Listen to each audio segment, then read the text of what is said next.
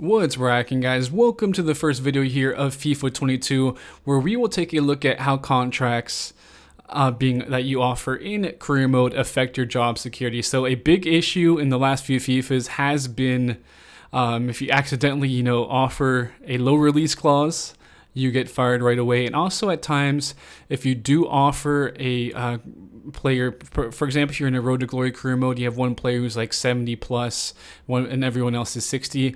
If you offer that, if you renewed his contract and he made significantly more than everyone else, a lot of times you would get fired for that contract. So right away, we're going to just look at the release clause. Really doesn't matter the wage, but we're going to go ahead and offer a lower release clause, obviously the lowest possible, and see what happens there. So we're going to test a few variables also.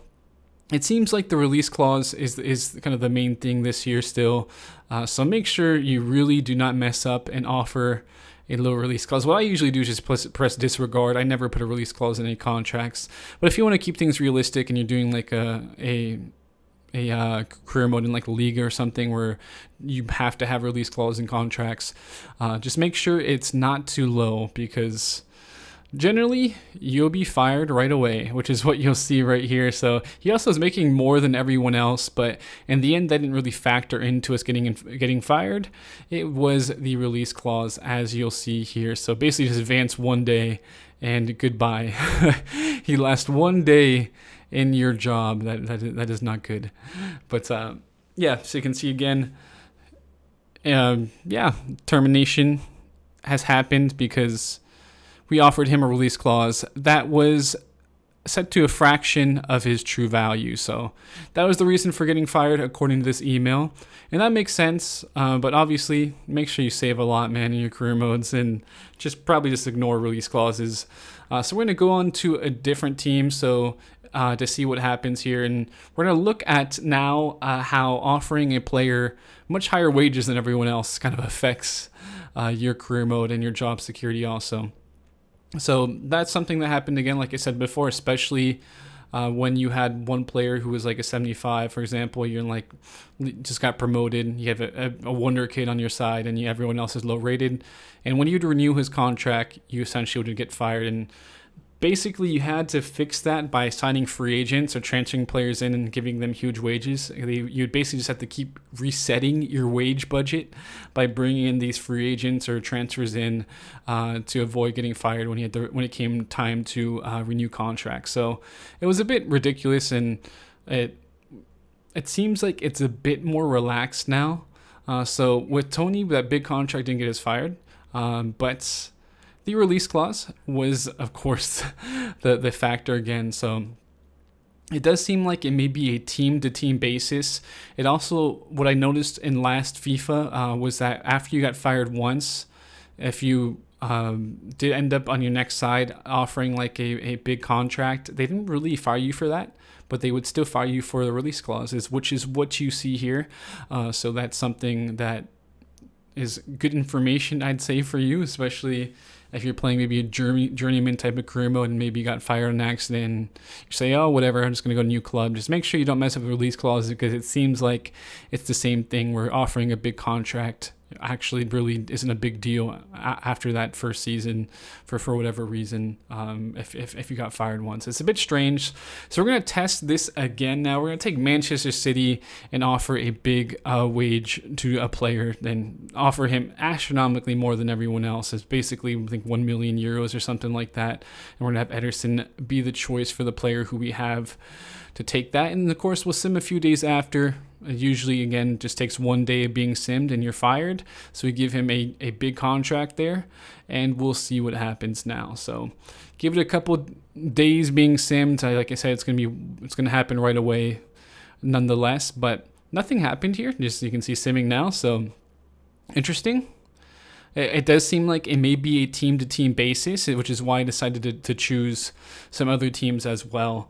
And yeah, it's just something you really have to be careful with this year.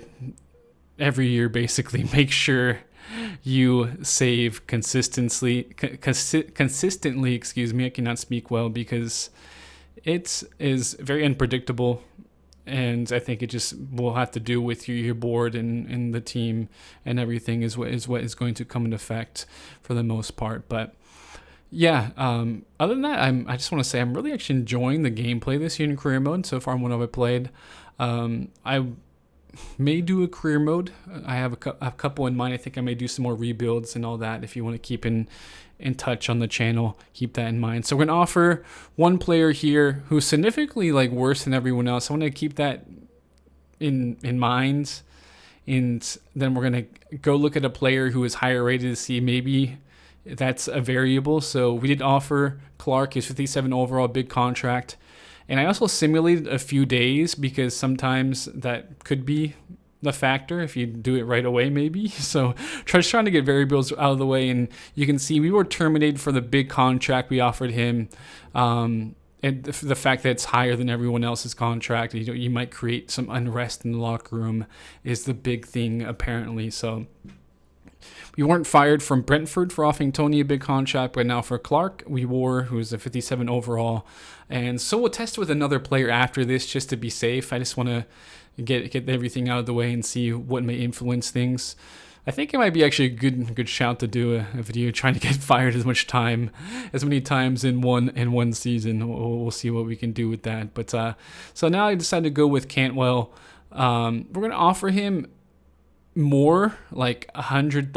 So that's usually what it would be if you have a player who's significantly better, like sometimes maybe like 20,000, 50,000, like in increments like that when you're renewing contracts. But we didn't get fired or anything for that contract, so it seems like it has to be a pretty big difference, and also has to do from club to club, because even when you look at City, that was $1 million more than everyone else. So there was no issues though, which is, it's a bit strange, yeah.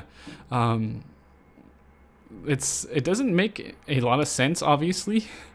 So I decided to take a look at another player. We're gonna go with McLean and see if that makes a difference.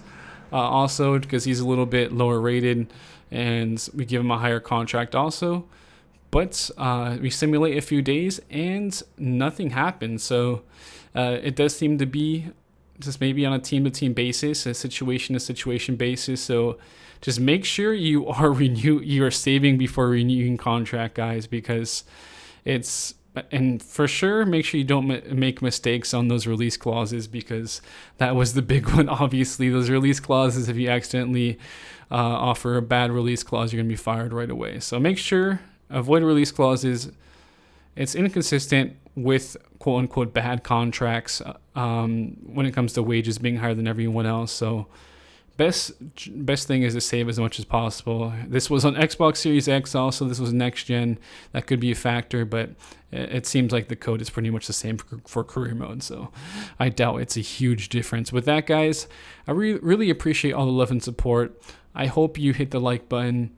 Thank you everyone for tuning in, and have a great week and weekend. With that, I love you. Hit that like button. I'll be signing out now, and I'll catch you guys later.